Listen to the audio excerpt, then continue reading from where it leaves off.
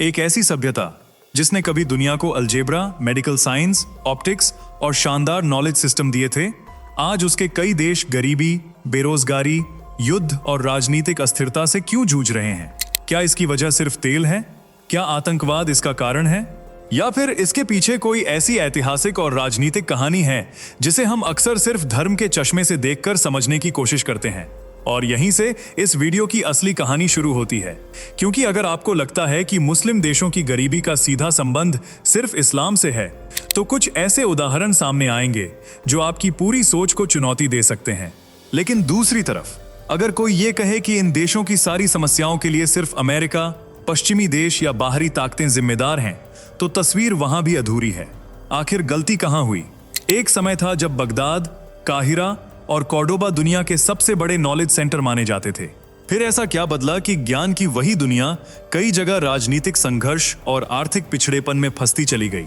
इस वीडियो में हम धर्म से आगे जाकर इतिहास, शिक्षा, राजनीति, संस्थाओं, तेल की अर्थव्यवस्था और सत्ता के खेल को जोड़कर इस सवाल का जवाब खोजेंगे।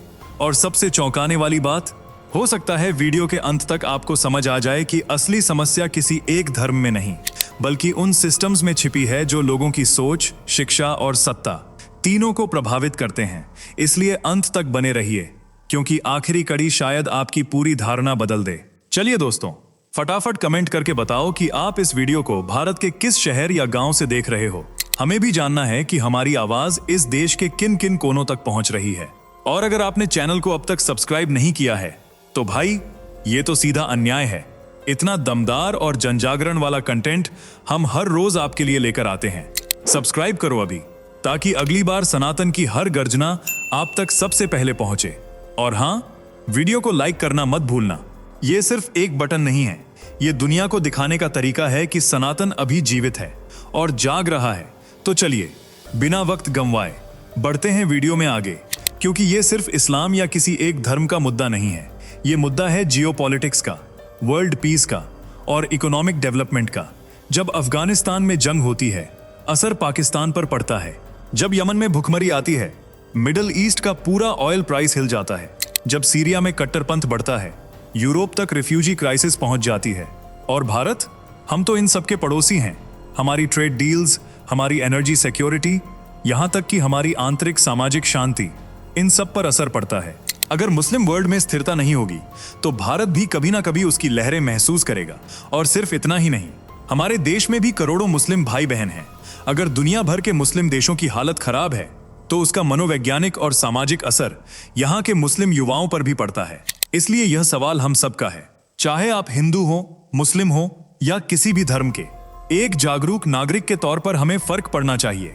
जब भी मुस्लिम देशों की गरीबी की बात होती है, दो बातें सबसे पहले सामने आती हैं। एक, टेररिज्म। दो, तेल की राजनीति। लोग कहते हैं, भाई वहां तो बम फटते हैं, शांति ही नहीं है, टेररिज्म ही टेररिज्म है। या फिर सिर्फ जिनके पास तेल है वो ही अमीर हैं, बाकियों के पास कुछ नहीं। लेकिन रुकिए, क्या वाकई यही सच्चाई है? अगर आतंकवाद ही गरीबी की वजह होता, तो 1990 के दशक में कश्मीर, जो लगातार संघर्ष में था, वो आज भी जमीन पर होता।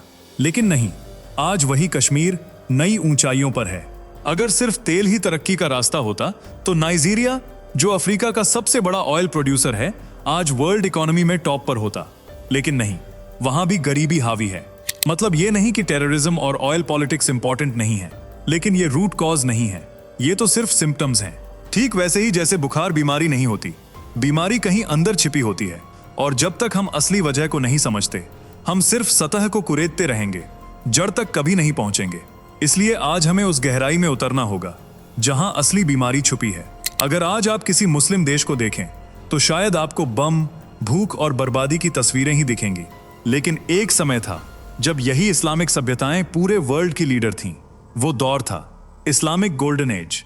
8वीं से लेकर 13वीं सदी तक मुस्लिम दुनिया सिर्फ धार्मिक नहीं, साइंटिफिकली सबसे आगे थी। क्योंकि यह सिर्फ इस्लाम का नहीं, बल्कि जियोपॉलिटिक्स, वर्ल्ड पीस और इकोनॉमिक डेवलपमेंट से जुड़ा मुद्दा है। अफगानिस्तान की जंग का असर पाकिस्तान पर पड़ता है। यमन का संकट पूरे मिडिल ईस्ट की ऑयल मार्केट को प्रभावित करता है। और सीरिया की अस्थिरता यूरोप तक रिफ्यूजी क्राइसिस पहुंचा देती है। और भारत, हम इन देशों के पड़ोसी हैं। हमारी ट्रेड, एनर्जी सिक्योरिटी और सामाजिक स्थिरता भी इन घटनाओं से प्रभावित होती है। साथ ही भारत में करोड़ों मुस्लिम नागरिक रहते हैं, इसलिए मुस्लिम दुनिया की स्थिति का सामाजिक और मनोवैज्ञानिक असर यहां भी पड़ सकता है। यानी ये सवाल सिर्फ किसी एक समुदाय का नहीं, हम सबका है। मुस्लिम देशों की गरीबी की बात आते ही आमतौर पर दो कारण बताए जाते हैं, टेररिज्म और ऑयल पॉलिटिक्स। लेकिन क्या सच में यही पूरी कहानी है? अगर आतंकवाद ही गरीबी की मुख्य वजह होता तो लंबे समय तक संघर्ष झेलने वाला कश्मीर आज विकास की ओर कैसे बढ़ रहा है?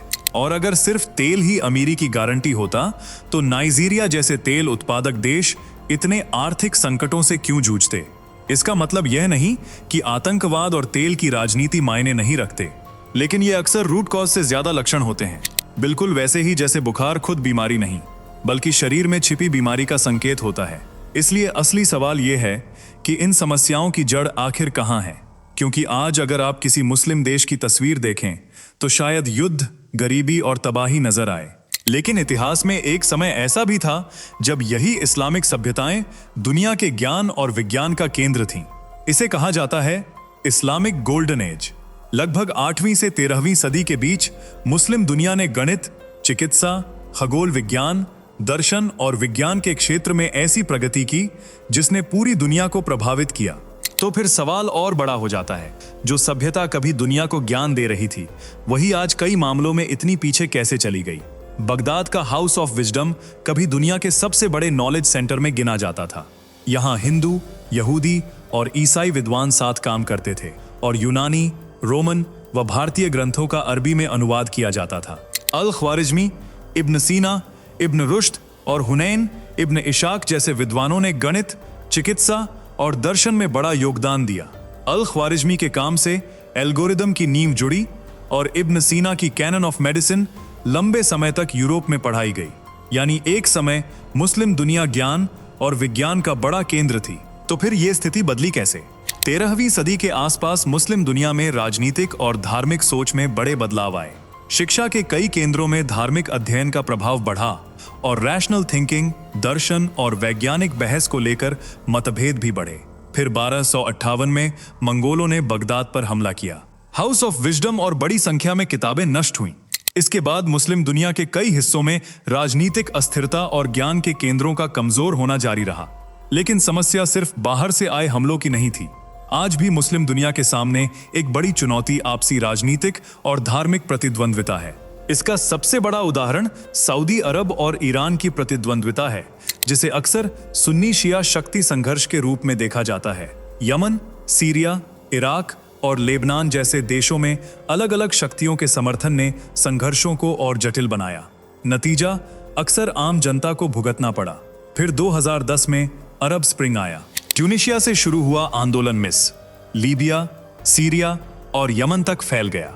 लोगों ने भ्रष्टाचार, तानाशाही के खिलाफ आवाज उठाई और लोकतंत्र की मांग की। लेकिन कई देशों में बदलाव स्थिरता नहीं ला सका। लीबिया और सीरिया जैसे देशों में संघर्ष और गृहयुद्ध ने हालात और खराब कर दिए। यहीं से एक महत्वपूर्ण बात सामने आती है। लोकतंत्र सिर्फ चुनाव कराने का नाम नहीं है। उसके लिए मजबूत संस्थाएं, कानून और स्थिर व्यवस्था भी जरूरी होती है। इसके साथ शिक्षा, महिलाओं की भागीदारी, आर्थिक सुधार और वैज्ञानिक सोच भी बेहद महत्वपूर्ण है।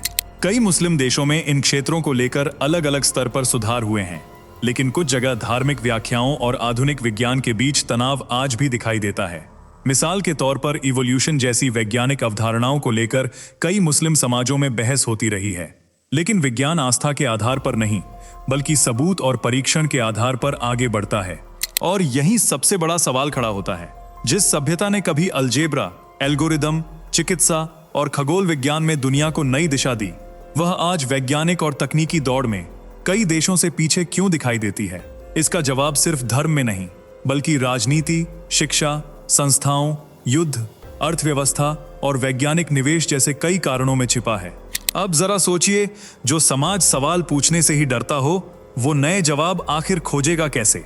अगर तरक्की चाहिए तो सिर्फ अंधविश्वास नहीं, जिज्ञासा, तर्क और सवाल करने की आजादी भी जरूरी है।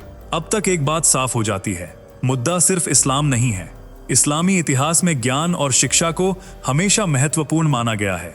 इसी वजह से कभी मुस्लिम दुनिया विज्ञान, गणित, चिकित्सा और दर्शन में दुनिया से आगे थी।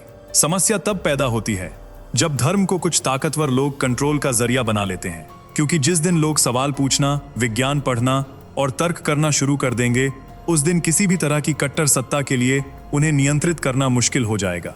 इसलिए बदलाव का रास्ता धर्म से लड़ना नहीं, बल्कि शिक्षा, वैज्ञानिक सोच और जरूरी सुधारों को आगे बढ़ाना है।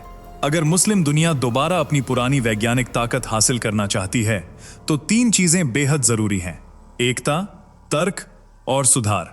और भारत जैसे देश में इसकी शुरुआत हम सभी से हो सकती है। हिंदू हो या मुस्लिम, हमें एक दूसरे को नीचा दिखाने के बजाय साथ मिलकर आगे बढ़ना होगा। ऐसा भारत चाहिए जहां धर्म अपनी जगह हो, लेकिन बच्चों और युवाओं के पास सवाल पूछने और विज्ञान समझने की पूरी आजादी भी हो। क्योंकि ना अंधभक्ति चाहिए, ना नफरत, हमें चाहिए समझदार और प्रगतिशील भारत। तो दोस्तों, इस पूरी कहानी से एक बात तो साफ है, किसी भी समाज की तरक्की सिर्फ उसके धर्म से तय नहीं होती, बल्कि उसकी शिक्षा, सोच, संस्थाओं और सवाल पूछने की आजादी से होती है। कभी मुस्लिम दुनिया विज्ञान और ज्ञान का केंद्र हुआ करती थी। सवाल ये नहीं कि वो दौर खत्म क्यों हुआ, असली सवाल ये है कि क्या एक नया गोल्डन एज फिर से शुरू हो सकता है? शायद हाँ, लेकिन उसके लिए धर्म से लड़ने की नहीं, बल्कि अज्ञानता, कट्टरता और नफरत से लड़ने की जरूरत है। और शायद यही इस वीडियो की सबसे बड़ी सीख है। जिस दिन इंसान सवाल पूछना बंद कर देता है, उसी दिन उसकी तरक्की भी रुक जाती है। अब आपकी बारी है। क्या आपको लगता है कि मुस्लिम दुनिया दोबारा विज्ञान, शिक्षा और इनोवेशन में दुनिया का नेतृत्व कर सकती है? अपनी राय कमेंट में जरूर बताइए।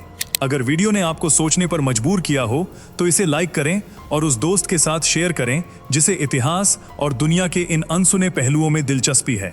मिलते हैं अगली वीडियो में, तब तक के लिए जय हिंद। दोस्तों, आपकी स्क्रीन पर 2 और वीडियो दिख रही हैं, जिसे देखने के लिए आप स्क्रीन पर क्लिक करें। दोनों देखिएगा, बहुत अच्छी वीडियो बनी है।